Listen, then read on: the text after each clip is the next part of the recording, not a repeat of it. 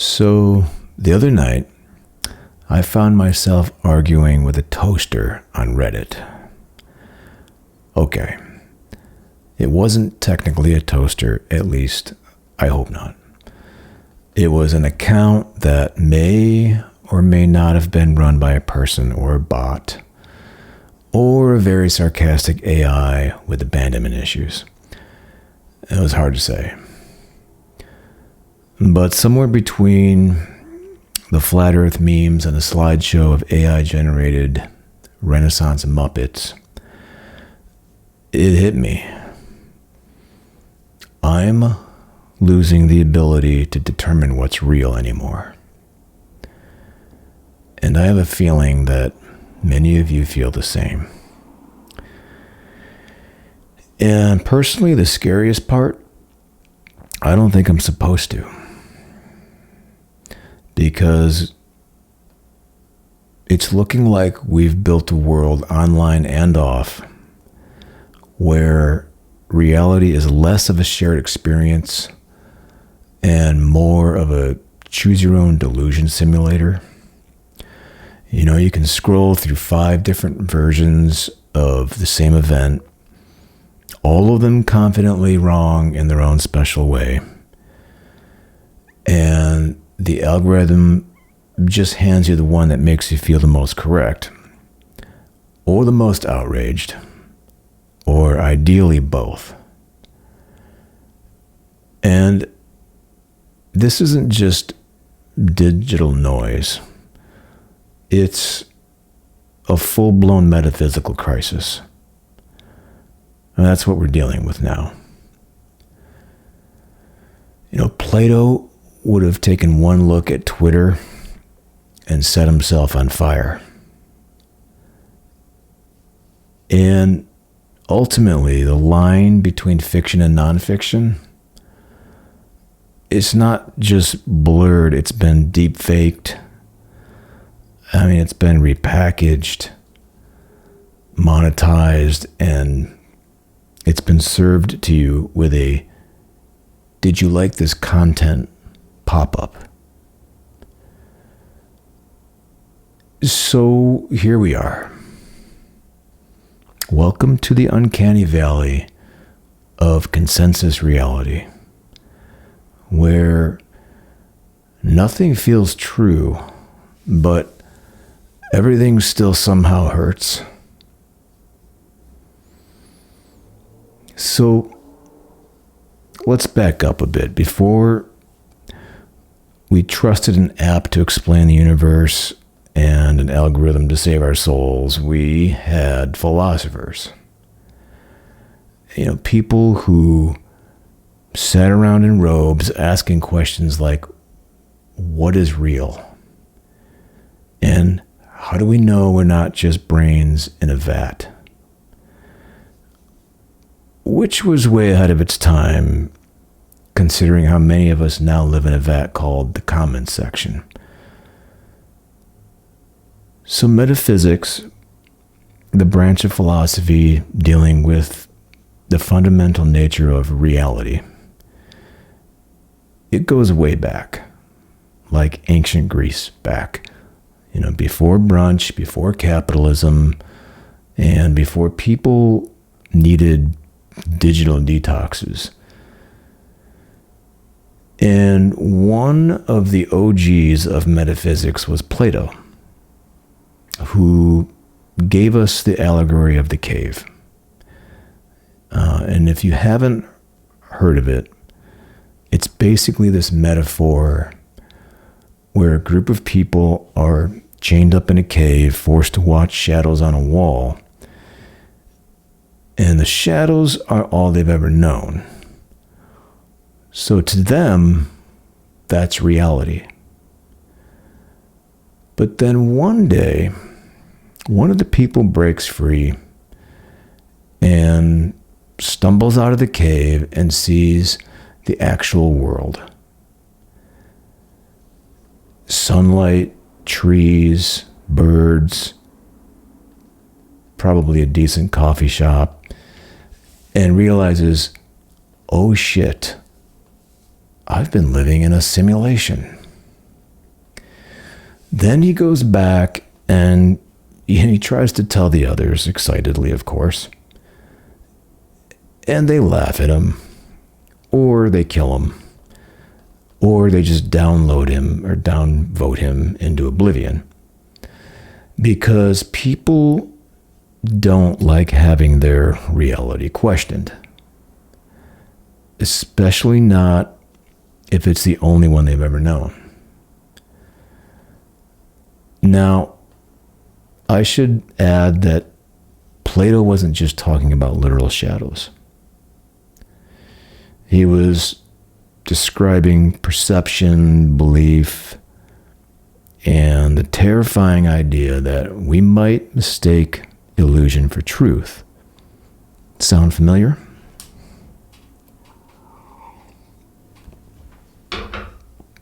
We used to need caves for that metaphor. And now we've got screens. High resolution, pocket-sized caves that feed us shadows. In the form of headlines, highlight reels, AI-generated scandals, or that fake video where Zuckerberg blinked like a normal human. Obviously a dead giveaway. Okay, so here's something to ponder. When we're trying to decide if something is real, and your body reacts to an illusion the same way it reacts to reality, does it even matter that it's fake? I mean, if a deep fake gives you the same emotional reaction as the real person would have, are you still being manipulated? I mean, think about that. If your sense of reality is hijacked daily, are you even you anymore? And ultimately, how much does that really matter? But that's something you'll need to take some time to ponder. So these are metaphysical questions. And most people are trying to answer them with a brain that's been rewired by 10 hours of screen time per day and trauma. So the problem is we've mistaken the representation of things for the things themselves. And this isn't new. Philosophers have been warning about this stuff forever. For example, Descartes. He's the one who had that whole "I think, therefore I am" bit, which was his way of trying to pin down what can actually be known for sure. So he questioned everything, the body, the senses, the world around him, until finally the only thing he was sure of was that something was doing the doubting. If Descartes lived today, he'd probably be having a nervous breakdown over whether the Amazon review he just read was written by a person, a bot, or a guy in Bulgaria being paid $2 an hour to pretend he loves portable bidets. So then you got another philosopher, David Hume, who he basically said, hey, maybe causality isn't even real. Maybe we just expect the sun to rise tomorrow because it always has. And it doesn't mean it has to. And Hume would would have absolutely thrived on Twitter. Posting deadpan observations about how nothing can truly be known, and then rage-liking cat videos for 4 hours. Which, by the way, yours truly has been known to do. Okay, but maybe the most relevant metaphysician of our current mess, Immanuel Kant, who argued that we don't see the world as it is. We see it as it appears to us, basically through a filter, a framework, or like a mental operating system. Basically, Kant said reality is mediated, and friend, let me tell you, if he'd seen what we've done with filters and frameworks, he'd choke on his powdered wig. Okay, so this is where we cue in the guy who wasn't technically a philosopher, but probably understood modern metaphysical anxiety better than any of them. Philip K. Dick. And if you don't know him, he was a science fiction writer and a man riddled with paranoia, amphetamines, and metaphysical dilemmas. Basically, the literary equivalent of a Reddit thread in human form. But he was also a visionary. Decades before deepfakes and AI-generated girlfriends, he was writing about identity, memory, and the terrifying unreliability of perceived reality. So his work is basically metaphysics on mushrooms. In books like Ubik, A Scanner Darkly, and you may have heard of this one, Do Androids Dream of Electric Sheep? He asks things like, what makes us human? Is reality a shared experience or just a personal hallucination? Can you trust your memories, your perceptions, your sense of self?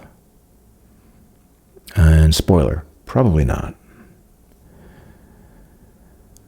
And of course, his work led to the film Blade Runner, which wasn't just about androids and neon rain. It was about what it means to be real in a world full of artificial everything. Artificial people, memories, emotions, a future where the line between real and fake has eroded so completely that even the characters don't know which side they're on. So Blade Runner wasn't just a futuristic film noir that foretold our future. It felt like our future. Moody, lonely, drenched in advertising and existential dread. Kind of like scrolling Instagram during a blackout. But here's the part that really punches us in the collective teeth. This inability to tell what's real isn't just messing with your sense of self while you scroll at 2 a.m. It's actually bleeding into our physical lives. It's into our conversations, our elections, classrooms, and even our courts. There used to be this idea that even if we disagreed on values, we could at least agree on the facts. You could believe taxes should be high or low, but at least we all agreed that 2 + 2 = 4. Now we're in an era where math is a conspiracy, and people are getting into fistfights over whether the sky is blue or being gaslit by the deep state. And this collapse of shared reality is the real metaphysical crisis. Not in a pretentious philosophy class sort of way, but like a civilization might stop functioning kind of way. That's how serious this is.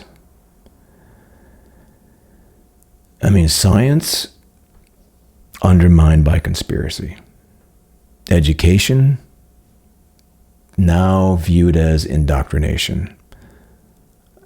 Journalism rebranded as propaganda, depending on which flavor of algorithm-fed outrage you prefer.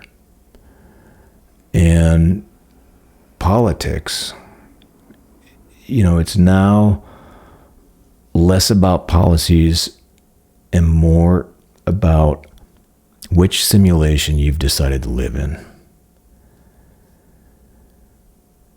So some people don't just deny the facts. They choose entirely different realities, alternative facts, complete with their own heroes, villains, and alternate timelines. They don't want to argue over how to interpret the truth. They want to argue over what truth is or whether it should exist at all. And this isn't just dumb. It's very dangerous. Society can't function without some consensus reality. We all have to agree on something. So at this point, we're living in a world where everything is up for debate, except the fact that reality should matter. And when people can no longer agree on what's real, they stop being able to solve real problems. Climate change, pandemics, income inequality, genocide, all of it gets reduced to performance art in a theater where the stage itself is fake. And somehow we all just keep playing our roles, because opting out feels lonelier than playing along with the glitch. So here we are, spinning inside this recursive funhouse of illusion where reality is no longer agreed upon. It's voted on, marketed, monetized, or ignored. And honestly, this shit is exhausting. Because it's not just the macro level breakdown. It's the personal toll. The low grade panic that comes from never being totally sure what's real anymore. The emotional fatigue of being gaslit by your own timeline. And, the quiet horror of watching your grip on the world and yourself dissolve into a blur of simulated stimuli and contradictory narratives.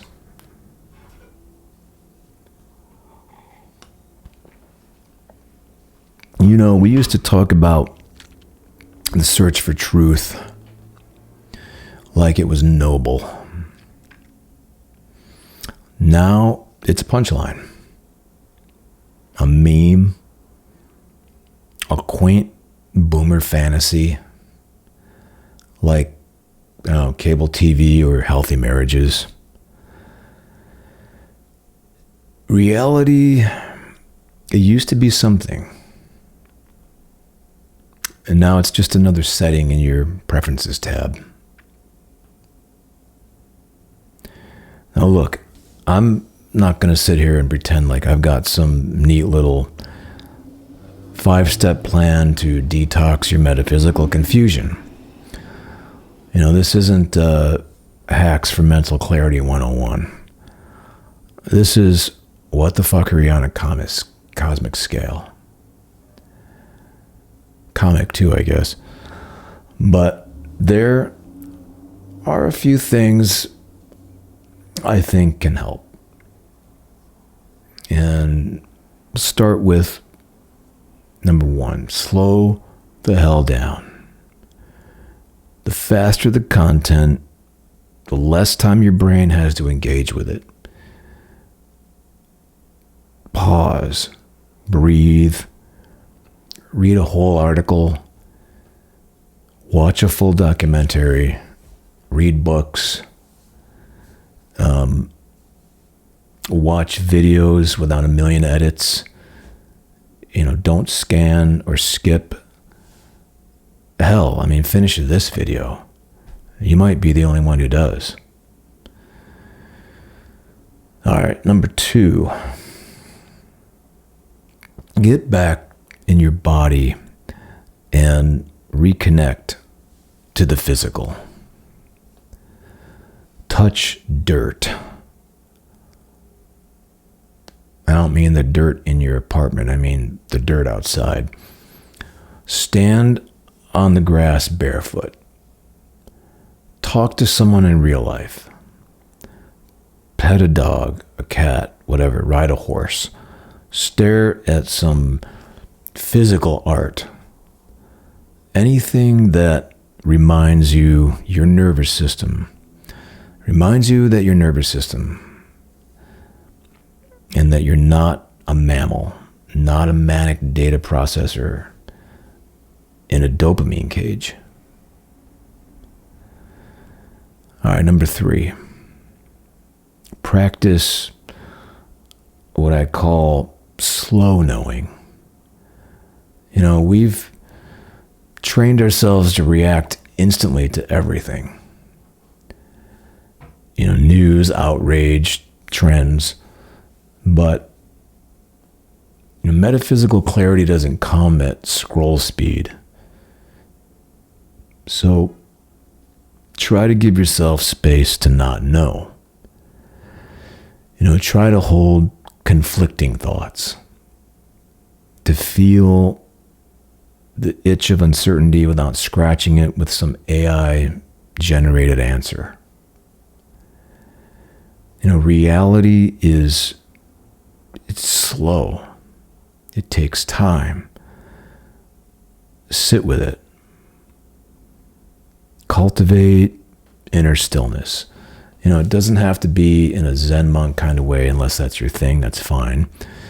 But in the sense that you need some quiet space inside yourself that the noise can't penetrate. You know, a place where you remember that you are real, even when the world forgets how to be. Okay. Number 4. Make things with your hands. You know, digital life is all inputs. But making things with your hands, like cooking, drawing, playing a musical instrument, carving a piece of wood until it becomes something other than wood. This gives you a sense of tangible cause and effect. realness, agency. It reminds you that you're not just a consumer of illusions, but a creature in a physical world. Even if what you make sucks. I mean, especially if it sucks. Okay. Number 5. Cultivate little communities. So, the internet promised global connection and gave us hyper-atomization instead. And maybe the antidote isn't more content, it's smaller, weirder, realer groups. Find, a book club, a quirky independent cafe where no one has an online following, a Dungeons and Dragons group that meets in a basement, a hiking or running or meditation group, or how about one of those local groups that cleans up parks and green spaces in cities. Try some volunteering. And I get it. It's hard to break out of the introversion, especially those of us who are introverts. But small communities they're like metaphysical compost piles. They might smell a little weird, but they grow truth. So, yeah, we're in a metaphysical crisis, and it is getting worse, and it's probably going to get worse with AI coming in. And, it's not because of philosophers or thinkers, ancient riddles, but because the basic human need to understand the world has been hijacked by a digital economy that profits from confusion. But,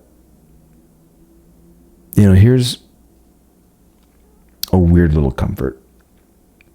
You're not crazy for feeling disoriented. The world really has changed. And reality really is glitching in various ways. And if you feel like you're losing your mind, that might mean you're still aware and still sane. So maybe the trick isn't to find one true reality. It's just to stop letting fake ones own you or control you. Control your perception. Because, in a world where almost nothing is real anymore, choosing to stay grounded might be the most rebellious thing we can do.